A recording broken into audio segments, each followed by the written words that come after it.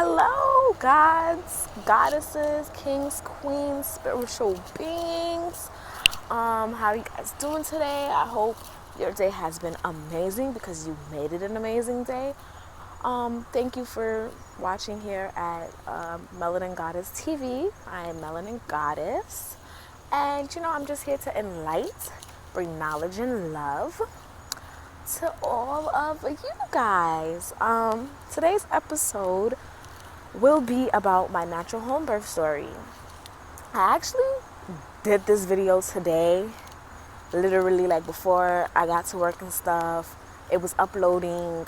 It was a 30-minute video. It was uploading and I don't know what happened. I did it on my YouTube first. So it was like I did like directly from the YouTube recording. So because it failed, the upload failed.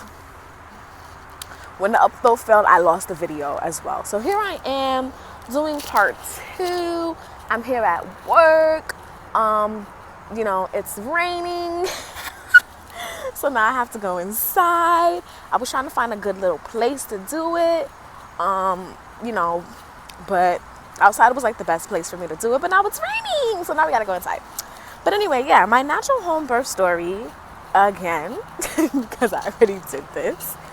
But all right, so the reason why I even wanted to do a natural home birth is because while I was pregnant, I really started to dive deep. Shout outs to Infinite Waters. If you don't know who that is, go look it up on YouTube. It's really raining out here, guys. Like, it's actually raining. Hold on. It's actually raining. Okay, I'm safe. But yeah, so this is my home birth story. The reason why, oh my God, the hell? Okay, this is better. The reason why I even wanted an at-home birth is I started doing a lot of research and I was learning a lot about the placenta. I was learning a lot about, how America is a corporation, and they don't really care about anybody's life, health, anything like that. So, just about hospitals and different things that the hospitals do.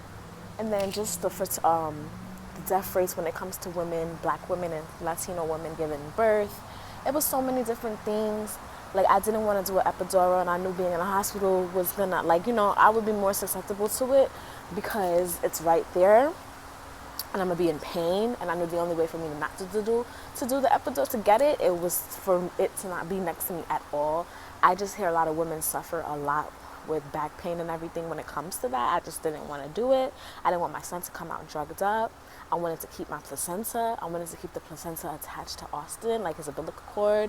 There was a lot of things. There's a lot of health. There's benefits. There's health benefits when you keep the umbilical cord attached until it untouched by itself.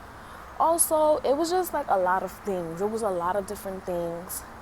I just didn't trust the hospital. I just really didn't.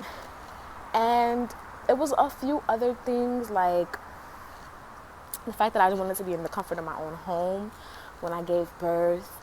Also, I felt like my ancestors were doing, my ancestors been doing this, giving birth at home. Like, why can't I, And then I didn't want to lay back and push Austin. Like, laying on your back is so, to me, it never even made sense. Like, why would you lay on your back? Gravity, can help you. You're supposed to be up, standing up, sitting up, or on your knees. In a position where you're kind of, upwards, and to help, gravity can help you push the baby down. That's why a lot of our women die, because they got us pushing and doing all of this, everything wrong. They have us doing everything wrong.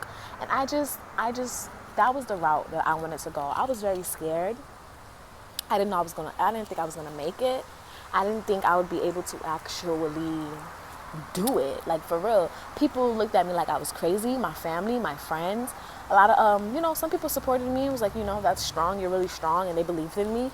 Others really just didn't think I was gonna really do it until I did it. My baby father supported me 1,000%. He was actually very proud of me that I wanted to go that route. So I was going to a regular midwife, going to my regular appointments, and then one day when I went to the appointment, I told her, hey, I'm thinking about home birth. She referred me to some people, and then she's like referred me to somebody specific that she went to school with. She said she's an amazing midwife. Her name is Sakina. Shout out to Sakina.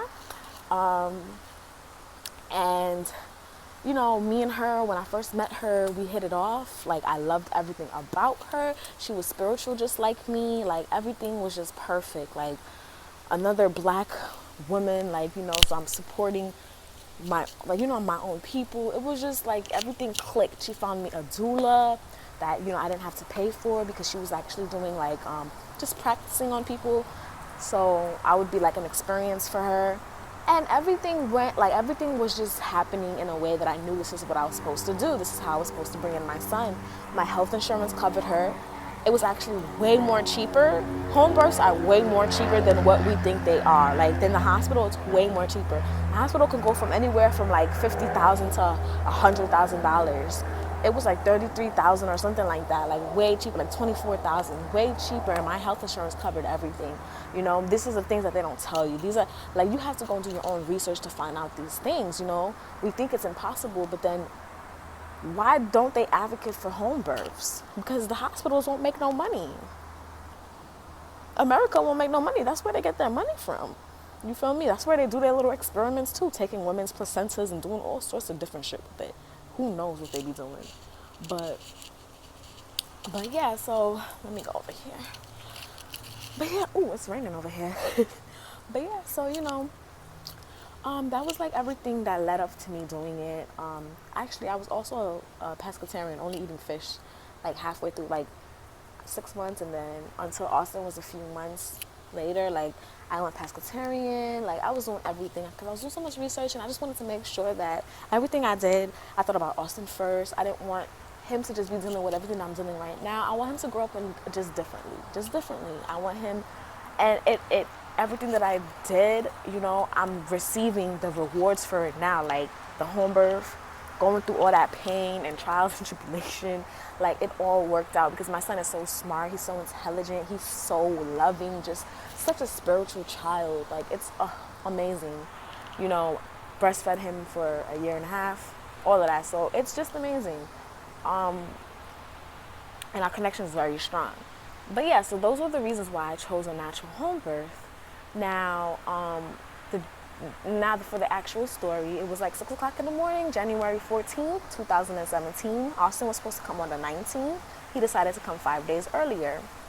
So, let me see.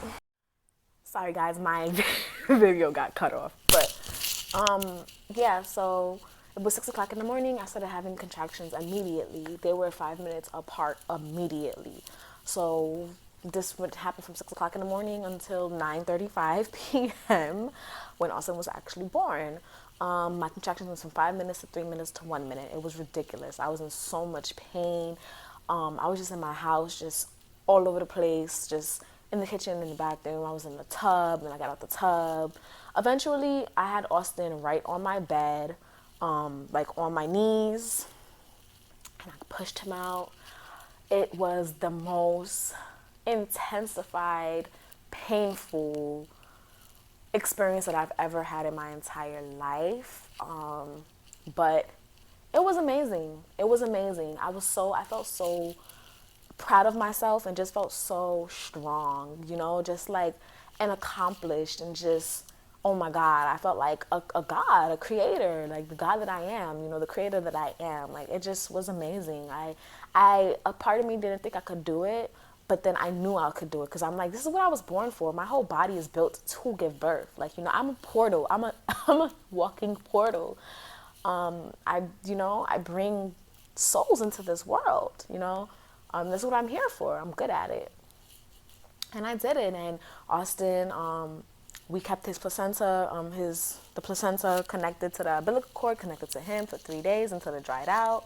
My son, he wasn't drinking for those 3 days, and we were a little worried, but come to find out, talking to my doula, it was normal. The fact that he wasn't eating is because he was eating from his placenta. The minute that we cut it off, because it was getting too dry, so we didn't let it drop by itself. The minute that we actually cut it off, he started to drink. I started to breastfeed him.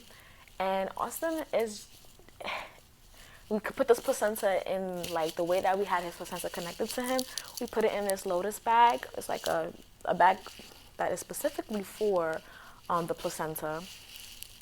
And we put herbs and salt, kept it preserved, like it preserved it. And my placenta's still in my freezer, like till this day.